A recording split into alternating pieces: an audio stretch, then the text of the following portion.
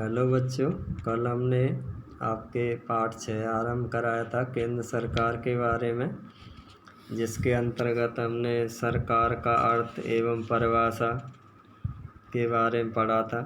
इधर सरकार के 3 अंग होते हैं, व्यवस्थापिका, कार्यपालिका, न्यायपालिका, उसके बारे में समझा था। तो उसके बाद हम पढ़ रहे थे व्यवस्थापिका के जो 2 सदन होते हैं, यानी लोकसभा, राज्यसभा, जिसके अंतर्गत हम लोकसभा की रचना या संगठन के बारे में पढ़ रहे थे। तो लोकसभा की रचना या संगठन के कल मैंने आपको 5 पॉइंट समझाए थे। पहला, सदस्य संख्या का, दूसरा निर्वाचन, तीसरा सदस्यों के लिए योग्यताएं, चौथा कार्यकाल और 5वां अधिवेशन। आज हम लोकसभा के पदाधिकारियों के बारे में पढ़ेंगे। ये आपका 6वां पॉइंट है कि लोकसभा के पदाधिकारी। तो लोकसभा के 2 मुख्य पदाधिकारी होते हैं, एक को हम लोकसभा अध्यक्ष कहते हैं और दूसरे को लोकसभा उपाध्यक्ष कहते हैं। तो संविधान के अनुच्छेद 93 के अनुसार लोकसभा स्वयं ही अपने सदस्यों में से एक अध्यक्ष और उपाध्यक्ष का निर्वाचन करेगी।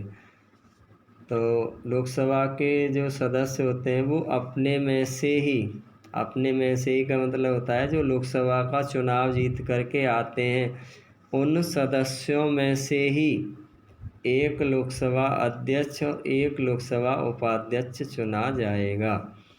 जैसे मान लीजिए प्रधानमंत्री बनने के लिए लोकसभा का सदस्य होना आवश्यक नहीं है, वह राज्यसभा का भी सदस्य है, तो ऐसा व्यक्ति भी प्रधानमंत्री बन सकता है।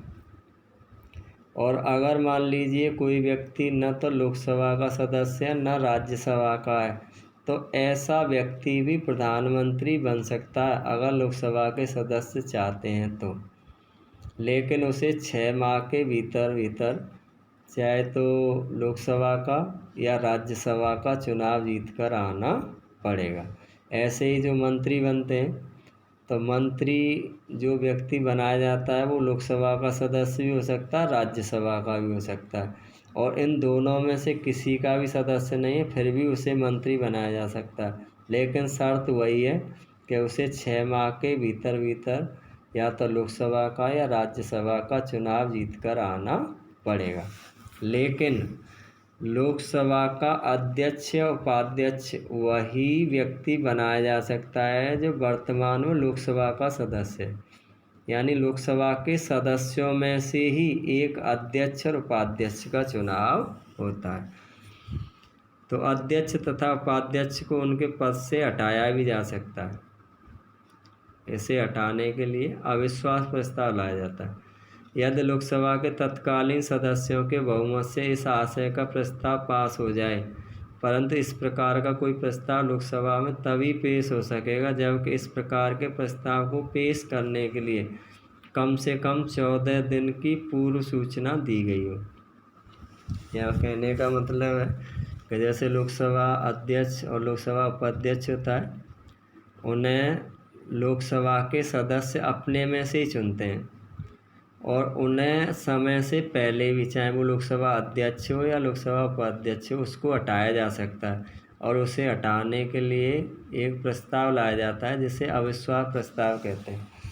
अविश्वास प्रस्ताव लोकसभा के सदस्य लेकर के आते हैं और अगर वह अविश्वास प्रस्ताव 2/3 बहुमत से पास हो जाता है तो उन्हें अपने पद से हटना पड़ेगा, चाहे वो लोकसभा अध्यक्ष के खिलाफ लाया गया हो या लोकसभा उपाध्यक्ष के। लेकिन सीधे उन्हें अविश्वास प्रस्ताव से नहीं हटा सकते, पहले उन्हें सूचना देनी होगी 14 दिन पहले कि भाई हम आपको अविश्वास प्रस्ताव के माध्यम से हटाना चाह रहे हैं। तो पहले उसको 14 दिन पहले सूचित किया जाएगा। 14 दिन बाद उनके खिलाफ सदन में अविश्वास प्रस्ताव रखा जाएगा और अगर वो 2/3 बहुमत से पास हो जाता है तो उन्हें अपने पद से हटना पड़ेगा। तो संविधान के अनुसार अध्यक्ष और उपाध्यक्ष को संसद द्वारा निर्धारित वेतन और भत्ते प्राप्त होंगे। तो ये लोकसभा के पदाधिकारी यानी अध्यक्ष और उपाध्यक्ष के बारे में हम लोग पढ़ रहे थे। अब हम यहाँ से आगे पढ़ेंगे लोकसभा अध्यक्ष के कार्य और शक्तियों के बारे में, कि जो लोकसभा अध्यक्ष होता है उसके द्वारा कौन कौन से कार्य किए जाते हैं और उसे कौन कौन सी शक्तियाँ प्राप्त हैं। भारतीय लोकसभा के अध्यक्ष को लगभग वे ही अधिकार प्राप्त हैं जो ब्रिटिश लोक सदन के अध्यक्ष को हैं। तो यानी ब्रिटेन में जो हमारे यहाँ की जैसी जो संस्था होती है उसे हाउस ऑफ कॉमन्स कहते हैं, तो ब्रिटिश लोक सदन को क्या कहते हैं, हाउस ऑफ कॉमन्स। तो भारतीय लोकसभा के अध्यक्ष को लगभग वही शक्तियाँ प्राप्त हैं जो ब्रिटिश लोक सदन के अध्यक्ष को प्राप्त हैं। अध्यक्ष के द्वारा लोकसभा की सभी बैठकों की अध्यक्षता की जाती है। जैसे हमसे कोई प्रश्न पूछता है, जब भी लोकसभा की बैठक होती है तो उसकी अध्यक्षता कौन करता है, लोकसभा अध्यक्ष। अगर मान लीजिए लोकसभा अध्यक्ष नहीं है किसी भी कारण से तो उसकी अनुपस्थिति उपाध्यक्ष करता है।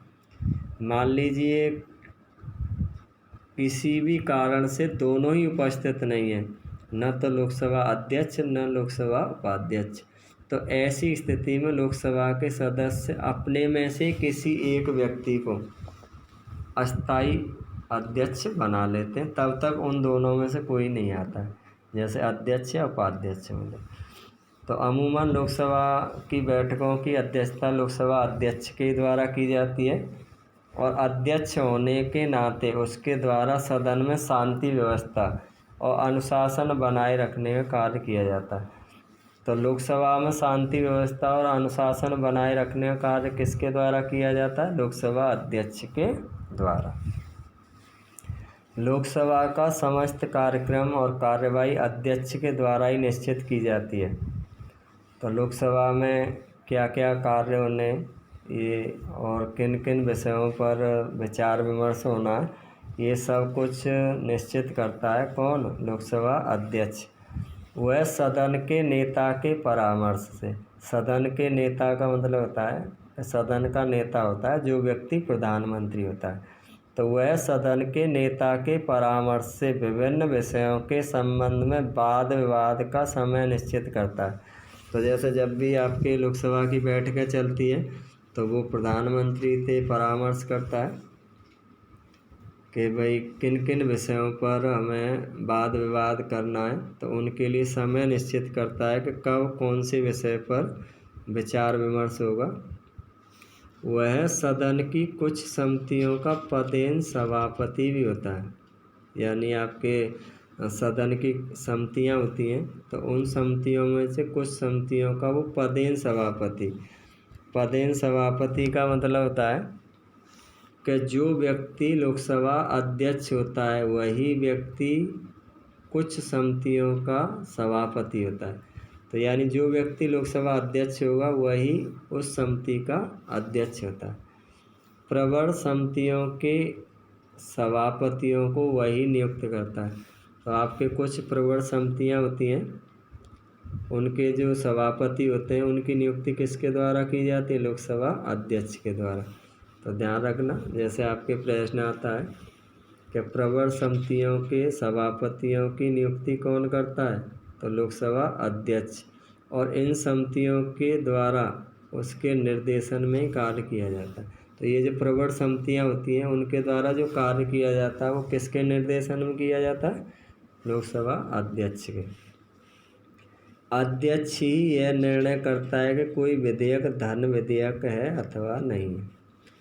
तो जैसे कई बार क्या होता है कि सदन में कोई विधेयक रखा जाता है और उस पर सदन के सदस्य आपस में तर्क वितर्क करते हैं कि यह विधेयक तो धन विधेयक है, कुछ लोग कहते हैं नहीं ये धन विधेयक नहीं है। तो ऐसी स्थिति में अंतिम निर्णय लोकसभा अध्यक्ष का ही मान्य होता है, यानी वही यह निर्णय करता है कि यह विधेयक धन विधेयक है अथवा नहीं है।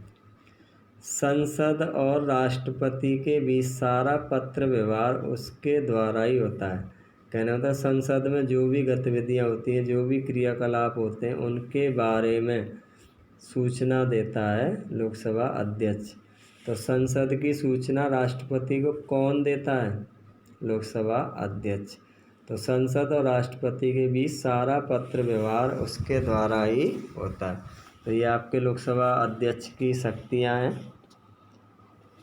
तो जैसे हमने कल आपके लोकसभा की रचना या संगठन के बारे में पढ़ा था,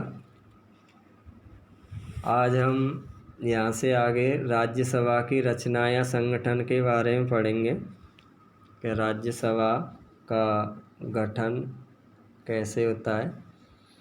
तो राज्यसभा भारतीय संसद का द्वितीय सदन है। तो ध्यान रखिए, जैसे कल हमने पढ़ा था कि लोकसभा को संसद का प्रथम सदन कहा जाता है और निम्न सदन कहा जाता है, और यहाँ राज्यसभा को संसद का द्वितीय सदन या उच्च सदन कहा जाता है। अर्थात जैसे कल आपको बताया था कि लोकसभा के कई अन्य नाम हैं, जैसे प्रथम सदन, निम्न सदन, अस्थायी सदन और लोकप्रिय सदन। तो यहाँ पर राज्यसभा के भी कई नाम हैं। पहला द्वितीय सदन, दूसरा उच्च सदन, तीसरा स्थायी सदन और चौथा है राज्यों का प्रतिनिधित्व करने वाला सदन।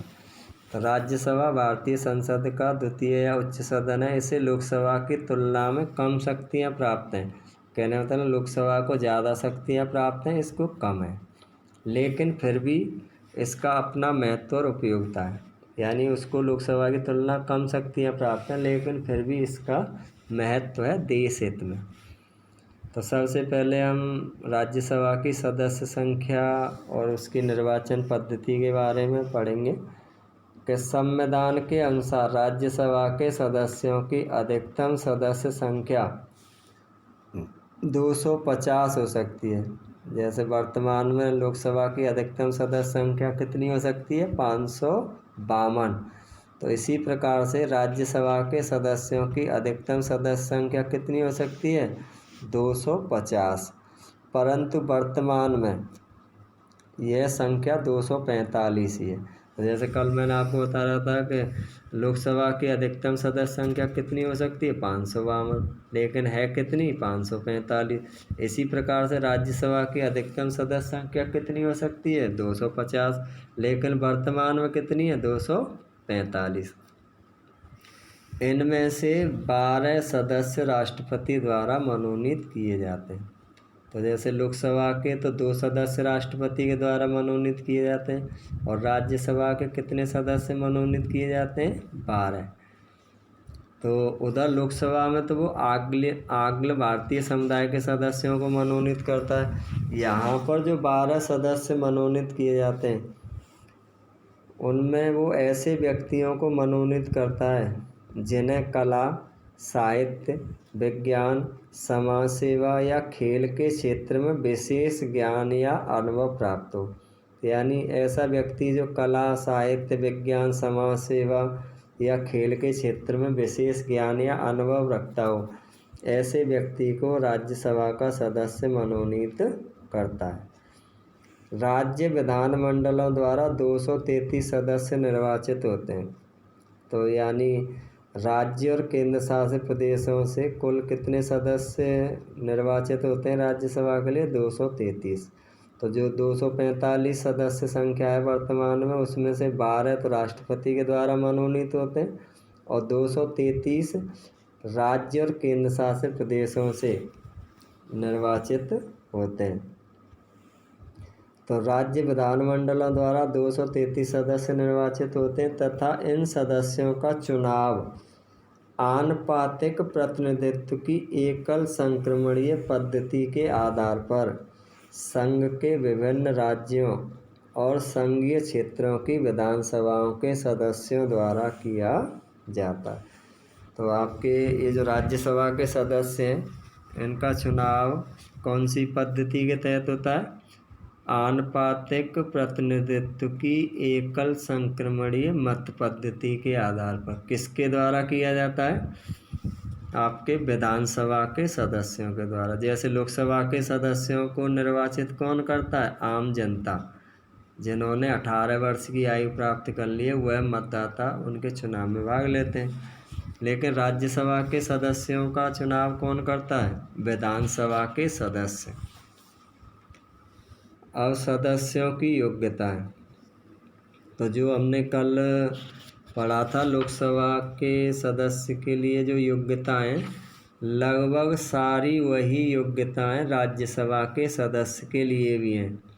अंतर केवल सिर्फ उम्र का है। तो जैसे राज्यसभा के सदस्यों के लिए वे ही योग्यताएं हैं जो लोकसभा के सदस्यों के लिए हैं। अंतर केवल यह है कि लोकसभा की सदस्यता के लिए 25 वर्ष की आयु, किंतु राज्यसभा की सदस्यता के लिए 30 वर्ष या इससे अधिक की आयु का होना आवश्यक है। तो जैसे अगर हमसे कोई डिटेल में पूछता है कि राज्यसभा के सदस्य के लिए योग्यता बताइए, तो उसमें आपको वो चारों पॉइंट बताने हैं जो लोकसभा में है। अंतर सिर्फ उसमें काय का कर देना है हमें, उम्र का। तो जैसे पहला पॉइंट है वह व्यक्ति भारत का नागरिक हो। दूसरा है उसकी आयु 30 वर्ष या इससे अधिक हो। भारत सरकार अथवा किसी राज्य सरकार के अंतर्गत वह कोई लाभ का पद धारण न किए हुए हो। ये तीसरा पॉइंट है। और चौथा है वह किसी न्यायालय द्वारा पागल न ठहराया गया हो तथा दिवालिया न हो। तो ये राज्यसभा सदस्य के लिए योग्यताएं थी। अब हम पढ़ेंगे सदस्यों का कार्यकाल। तो राज्यसभा एक स्थायी सदन है। स्थायी का मतलब होता है कभी भी भंग न होने वाला सदन। जैसे लोकसभा को हम अस्थायी सदन कहते हैं क्योंकि उसे समय से पहले ही भंग किया जा सकता है। जैसे लोकसभा कार्यकाल तो अमूमन 5 वर्ष का होता है, लेकिन उसे समय से पहले भी, जैसे अब तक हमारे भारत देश में 9 बार लोकसभा को समय से पहले भंग किया जा चुका है, लेकिन राज्यसभा को आज तक कभी भी भंग नहीं किया जा सका। तो राज्यसभा एक स्थायी सदन है जो कभी भंग नहीं होता। इसके सदस्यों का कार्यकाल 6 वर्ष है और राज्यसभा के 1/3 सदस्य प्रति 2 वर्ष बाद सेवानिवृत्त हो जाते हैं। तो ये जो आपके इनका कार्यकाल होता है लोकसभा का 6 वर्ष का होता है, लेकिन इसमें ये सिस्टम बना रखा है कि हर 2 वर्ष बाद इसके 1/3, कहने का तात्पर्य लगभग 33% सदस्य नए निर्वाचित होते हैं और 33% हट जाते हैं। सेवानिवृत्त का मतलब होता है जिनका कार्यकाल 6 वर्ष का पूरा हो जाता है। अब है राज्यसभा के पदाधिकारी। तो जैसे लोकसभा के पदाधिकारी लोकसभा अध्यक्ष और उपाध्यक्ष होते हैं, इसी प्रकार से राज्यसभा के 2 प्रमुख पदाधिकारी होते हैं। एक को सभापति कहते हैं, दूसरे को उपसभापति। तो राज्यसभा के 2 प्रमुख पदाधिकारी होते हैं, उन्हें क्या कहते हैं? सभापति और उपसभापति। भारत का उपराष्ट्रपति राज्यसभा का पदेन सभापति होता है। पदेन का तात्पर्य होता है कि जो व्यक्ति उपराष्ट्रपति होता है वही राज्यसभा का सभापति होता है। तो भारत का उपराष्ट्रपति राज्यसभा का पदेन सभापति होता है, उसका कार्यकाल 5 वर्ष का होता है। अब देखिए जहाँ राज्यसभा का कार्यकाल कितने वर्ष का होता है? 6 वर्ष का। लेकिन जो राज्यसभा का सभापति होता है उसका कार्यकाल 5 वर्ष का होता है और जो उपसभापति होता है उसका कार्यकाल 6 वर्ष का होता है। अब आप ये कहोगे ऐसा क्यों? भाई जो व्यक्ति उपराष्ट्रपति होता है वही राज्यसभा का सभापति होता है और उपराष्ट्रपति का कार्यकाल होता है 5 वर्ष का। तो जो राज्यसभा का सभापति होता है उसका कार्यकाल भी कितने वर्ष का माना जाएगा? 5 वर्ष का।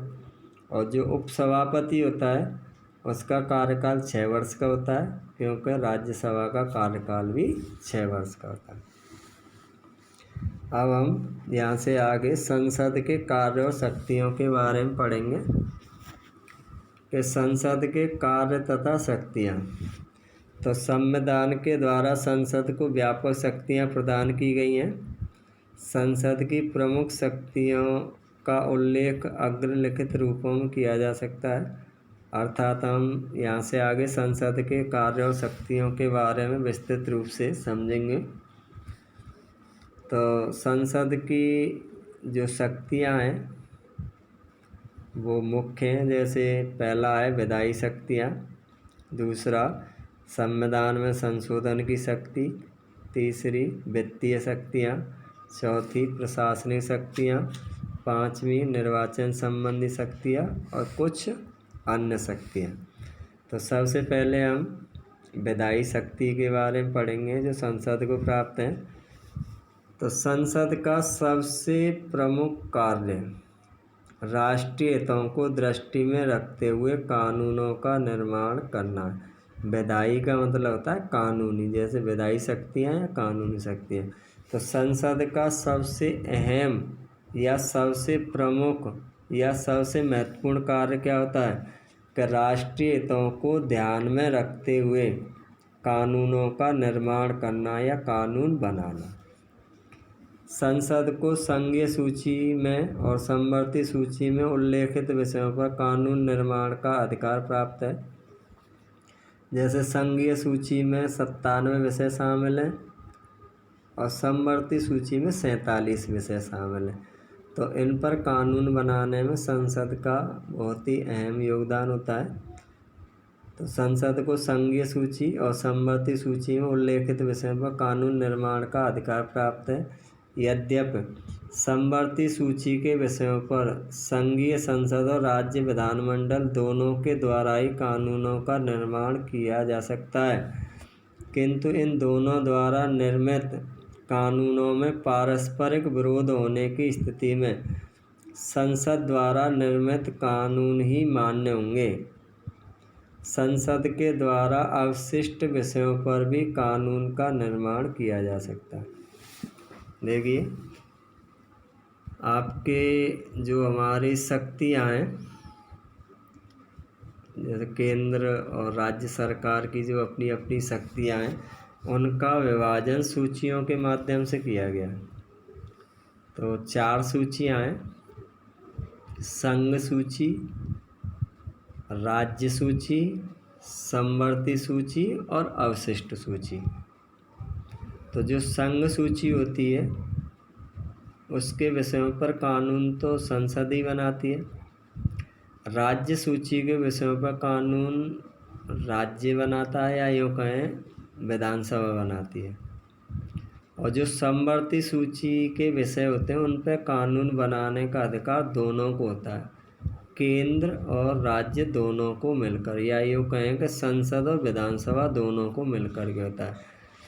लेकिन किसी विषय पर दोनों में विवाद है तो अंतिम निर्णय संसद का ही मान्य होगा। और जो अवशिष्ट सूची है उसके विषयों पर कानून भी संसद के द्वारा बनाया जाता है।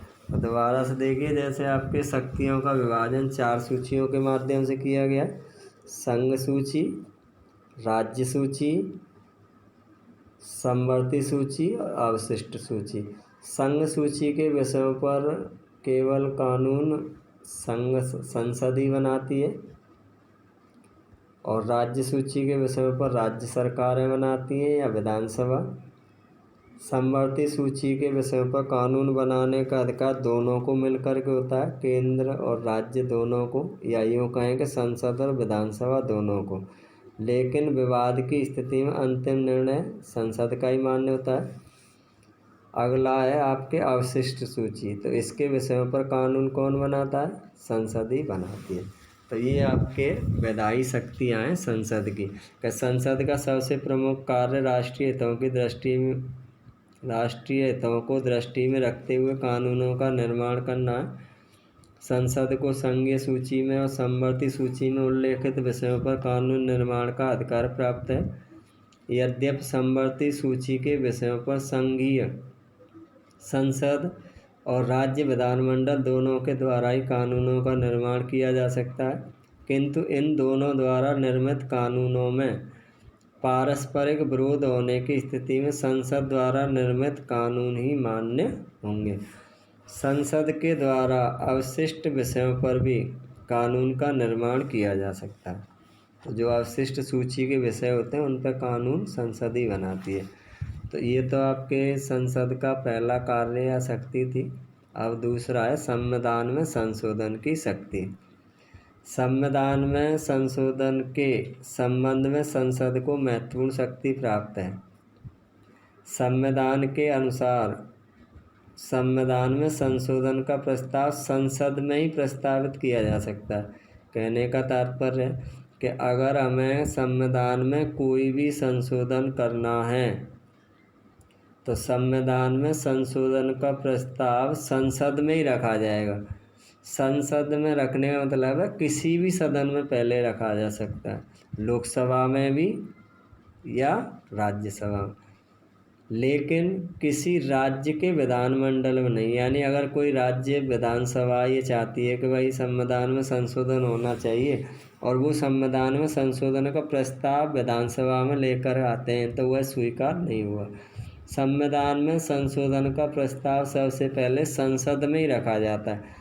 संसद में रखने का मतलब किसी भी सदन में पहले रखा जा सकता है, चाहे तो लोकसभा में और चाहे तो राज्यसभा में। संसद के दोनों सदनों द्वारा संविधान के संशोधन का कार्य किया जाता है। कहने का मतलब जैसे मान लीजिए कोई संविधान संशोधन विधेयक सबसे पहले लोकसभा में लाया गया तो वो लोकसभा में वाद विवाद विचार विमर्श के बाद उस पर मतदान करवाया जाता है। अगर वो विधेयक 2/3 बहुमत से पारित हो जाता है तो वो राज्यसभा में जाएगा।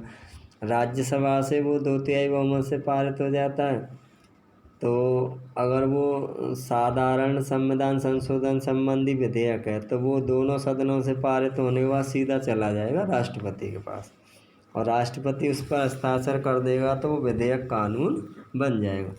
लेकिन कुछ ऐसे विषय होते हैं जिन पर आधे राज्यों की सहमति लेनी होती है तो ऐसे संविधान संशोधन में क्या होता है कि पहले तो दोनों सदनों से, जैसे लोकसभा और राज्यसभा से पारित होता है, फिर उसके बाद वो जाता है राज्य विधानसभाओं के पास।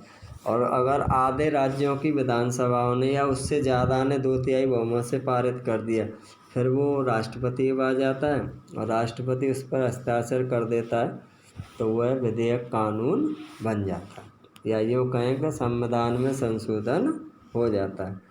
तो दोबारा से समझिए कि जैसे संविधान में संशोधन करना है तो उसकी शक्ति राज्य विधानमंडलों को प्राप्त नहीं है। उसकी स्टार्टिंग कहाँ से होती है? संसद से ही होती है। संसद के किसी भी सदन से शुरुआत हो सकती है, चाहे तो लोकसभा से हो सकती है चाहे तो राज्यसभा। लेकिन सिस्टम यही होता है कि जैसे मान लीजिए लोकसभा में सबसे पहले संविधान संशोधन संबंधी विधेयक लाया गया तो वो पहले वहाँ से पारित होगा, वहाँ से 2/3 बहुमत से पारित होने के बाद वो राज्यसभा में जाएगा और कोई साधारण संविधान संशोधन विधेयक है तो वो सीधा राष्ट्रपति के पास चला जाएगा। कोई विशेष संविधान संशोधन संबंधी विधेयक है तो उसे फिर राज्यों के पास भेजा जाता है और जब राज्य विधानसभाओं के द्वारा 2/3 बहुमत से उसे पारित कर दिया जाता है, कम से कम आधी विधानसभाओं के द्वारा, तो फिर वो चला जाता है आपके किसके पास? राष्ट्रपति के पास।